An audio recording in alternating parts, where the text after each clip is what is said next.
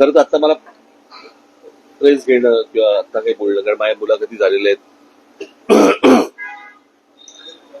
सभा झालेल्या आहेत, भाषण झालेली आहेत, त्याच्याबद्दल अनेक गोष्टी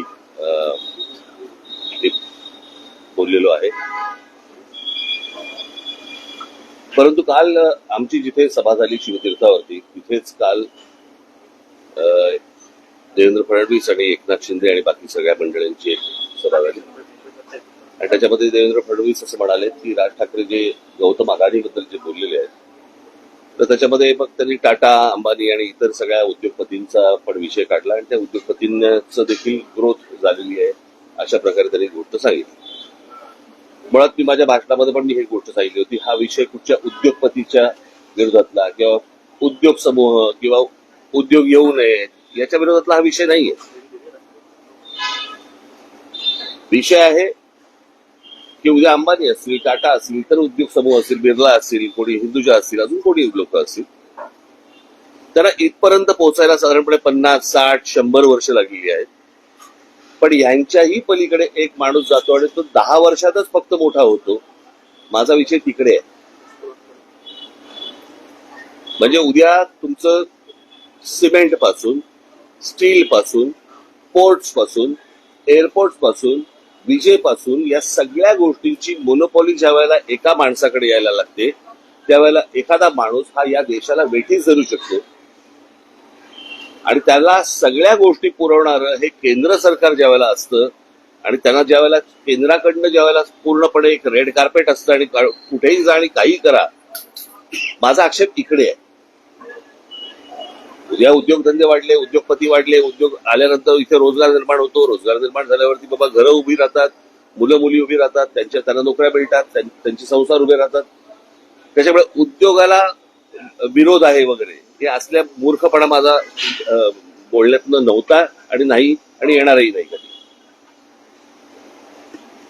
परंतु एक गोष्ट मला आपल्याला नमूद करू इच्छितो मी आपल्या समोर की या सगळ्या याच्यामध्ये अंबानी घ्या, टाटा घ्या, अजून कोणी उद्योगपती घ्या, बिर्ला घ्या, कोणी यांची एम्पायर स्वतः उभी केलेली आहे.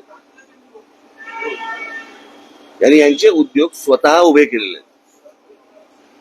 म्हणजे आज जर समजा तुम्ही विमानतळ ही एक जर समजा गोष्ट बघितली तर 7 का 8 विमानतळ आज गौतम अदानींना देण्यात आलेली आहेत केंद्र सरकारकडनं आणि त्यातलं फक्त एक नवी मुंबईचं विमानतळ सोडलं तर एकही विमानतळ हे गौतम अदानींनी बांधलेलं नाही. ही दुसऱ्यांनी बांधलेली, दुसरे चालवत असलेली किंवा केंद्र सरकारच्या हातात असलेली ही सगळी विमानतळं आहेत.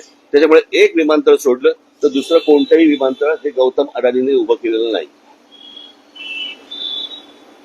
पोर्ट्स याच्यामध्ये एक मुंद्रा पोर्ट सोडलं तर जेवढी पोर्ट्स आता त्या गौतम अदानींच्या हातामध्ये आता आहेत यातलं एकही पोर्ट हे गौतम अदानींनी स्वतःहून उभं केलेलं पोर्ट नाही. ही दुसऱ्यांची पोर्ट्स होती, त्यांना गन पॉइंट वरती आणून त्यांच्याकडनं ही संपूर्णपणे पोर्ट्स विकत घेतलेली आहेत. ज्या व्यवसायामध्ये गौतम अदानी कधीही नव्हते तो सिमेंटचा व्यवसाय, ज्याच्यामध्ये ते कधीही नव्हते, याच्यामध्ये ते अल्ट्राटेक आणि अंबुजा आणि इतर ज्या काही कंपन्या आहेत या विकत घेऊन हा माणूस आज या क्षणाला 2 नंबरला सिमेंटच्या व्यवसायामध्ये गेलेला आहे. आज बिर्ला 1 नंबरला आहे, 2 नंबरला हा. गेल्या 10 वर्षामध्ये एक माणूस सिमेंटच्या व्यवसायामध्ये 2 नंबरला जातो, दुसऱ्यांचे व्यवसाय खेचून, दुसऱ्यांचे व्यवसाय हातामध्ये घेऊन. पॉवरचं पण तसंच आहे, स्टीलचं पण तसंच आहे, अनेक उद्योग तसे आहेत. सो मला फक्त मुख्यमंत्र्यांना सांगायचंय की हा विषय हा कोणाच्या ग्रोथचा नाहीये. ग्रोथ कशी होतीये, स्वतः उद्योगपतीची वाढ कशी होतीये, तर ती वाढ मला असं वाटतं समजून घेणं हे गरजेचं आहे. देशातल्या प्रत्येक नागरिकाने समजून घेणं गरजेचं आहे. उद्या हा एकच माणूस या देशाला वेठीस धरू शकतो. याचं उत्तम उदाहरण जर समजा आता आपल्याला बघायचं असेल तर जे या देशामध्ये आता इंडिगोने केलं, संपूर्ण सगळा देश अख्खा स्टँड स्टीलवरती आणला आणि सगळी विमानतळं ज्या वेळेला आज बंद झाली, 65% आज हवाई वाहतूक ही एकट्या इंडिगोकडे देण्यात आली आणि त्याच्यातनं एका एअरलाईनने व्यवसाय बंद केल्यानंतर किंवा ठप्प केल्यानंतर देशाचे काय हाल होतात हे आपण पाहिले. मला असं वाटतं हा धोका सर्वाधिक आहे आणि तो धोका मला असं वाटतं मुख्यमंत्र्यांनी समजून घेणं गरजेचं आहे किंवा त्यांना समजणं गरजेचं आहे किंवा अर्थात समजलं असेल पण ते आता सांगतील तरी कोणाला. तर ही गोष्ट प्रामुख्याने मला असं वाटतं की लोकांसमोर जाणं गरजेचं होतं. आणि हे उद्योग उभे करत असताना गौतम अदानींना अर्थसहाय्य कुठून झालं, कोणकोणत्या बँकांना आणि कोणकोणत्या इतर इन्स्टिट्यूशन्सना यांना अर्थसहाय्य करायला लावलं.